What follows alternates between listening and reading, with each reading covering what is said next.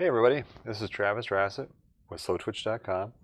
A couple weeks ago we did an article to introduce you to VirtuGO, and in that we said that we were going to do a subsequent article to help you get up and running, get that first ride in. So that's what we're doing today. VirtuGO is an indoor training application.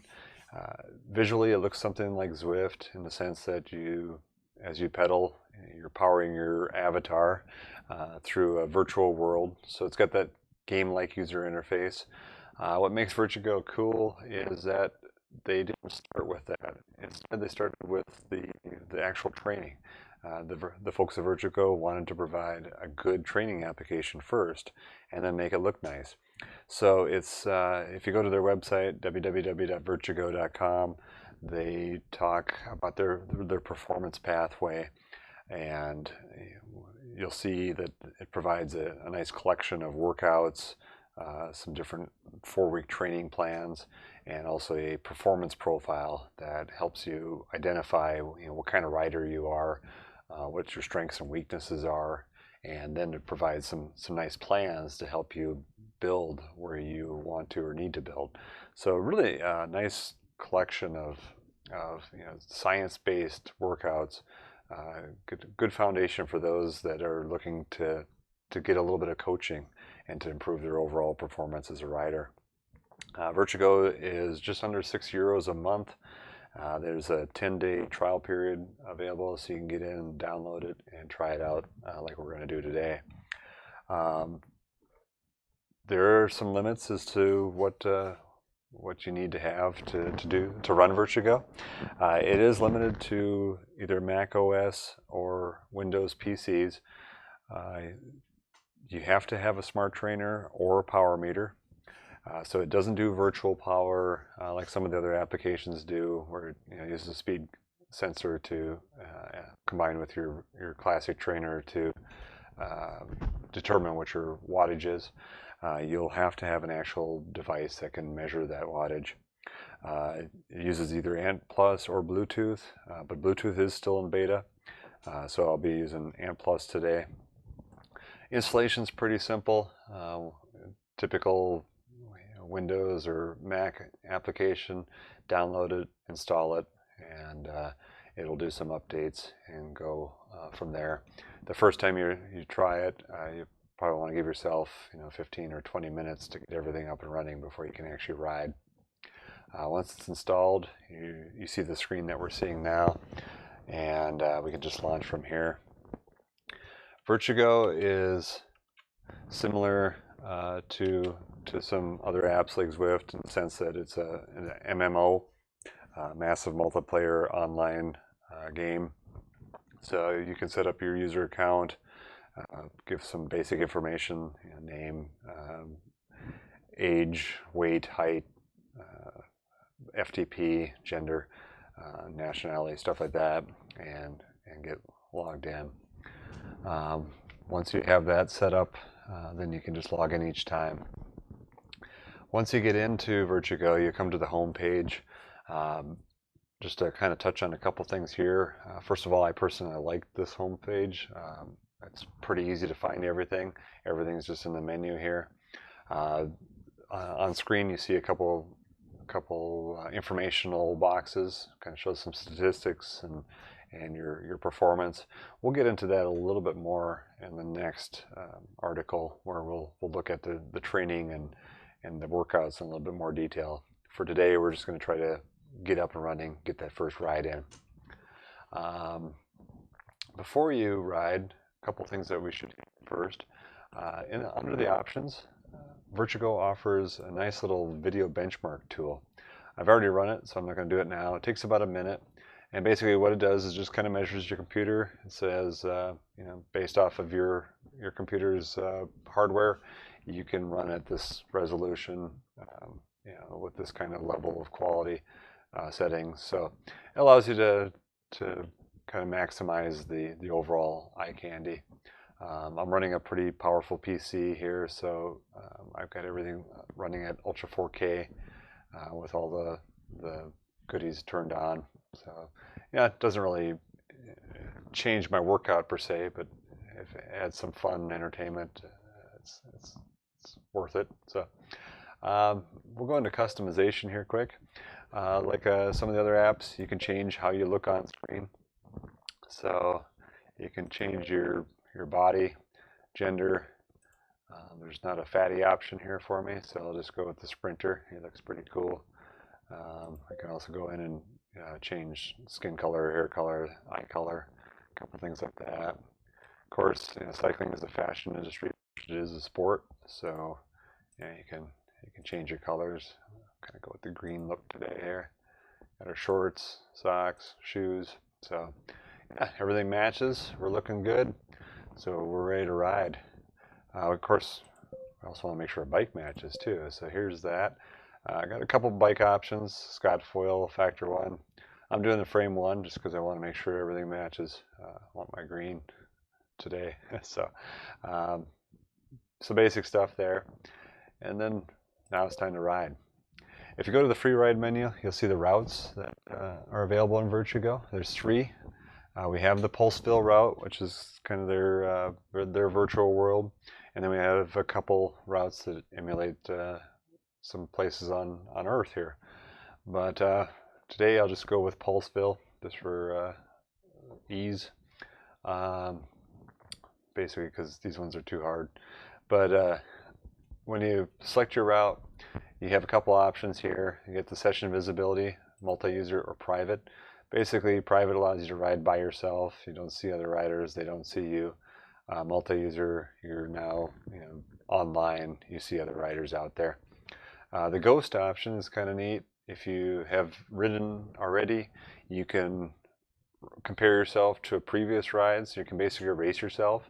So it's kind of reminiscent of the little silver guy that was in RacerMate software back in the day. So we picked our route, and then we can start riding. This is where we're finally prompted for our equipment setup.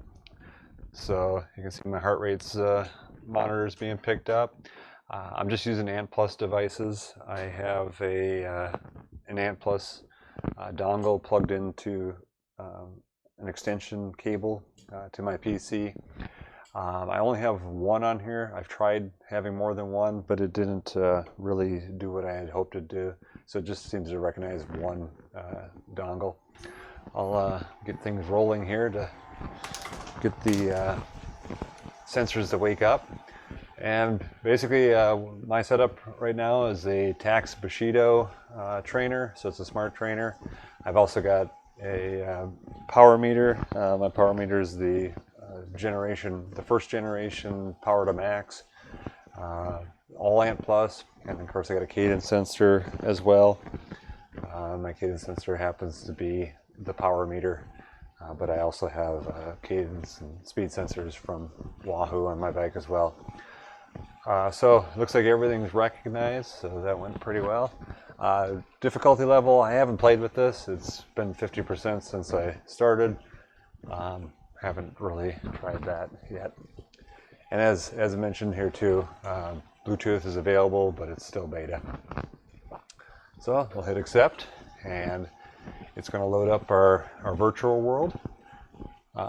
It's going to tell me to stop pedaling here once it gets loaded. So I'll do that now, and it always wants us to stop before we get going. So here we are, about to jump into our virtual world here of Pulseville.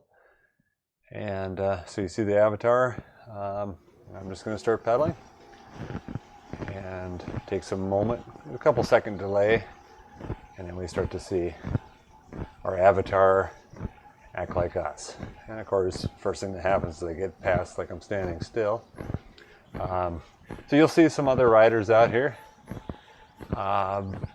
Most of these, so far what I've seen are basically bots. When you look at the rider list on the right side of the screen, the first initial last name kind of format, you see my name is just my first name. You also see that my watts per kilogram seems to go up and down because it actually is, while theirs stays steady. So you can see that these are the bots. So I've seen some other real people riding. It's not like I'm the only one using it.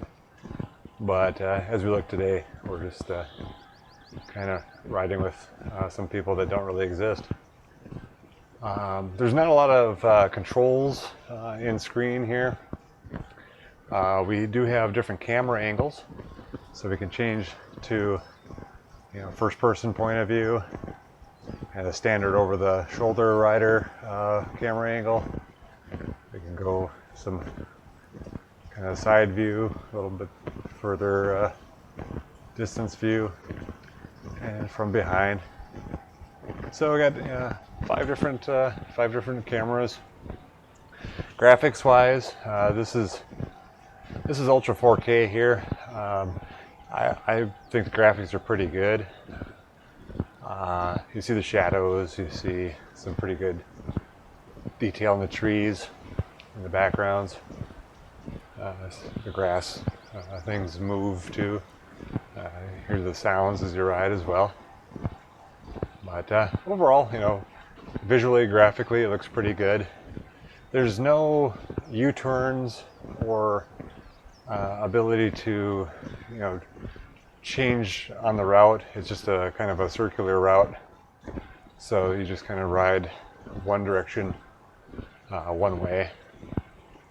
When you look at the heads-up display, kind of what's become your standard issue heads-up display, we got our wattage and RPMs, speed, elapsed time, heart rate, basically all our sensors for us. And then on the right side, you see the course profile. So right now, I'm just kind of cruising along at a 0% grade.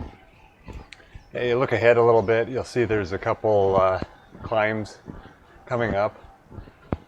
There is some Strava integration, so there are some KOMs.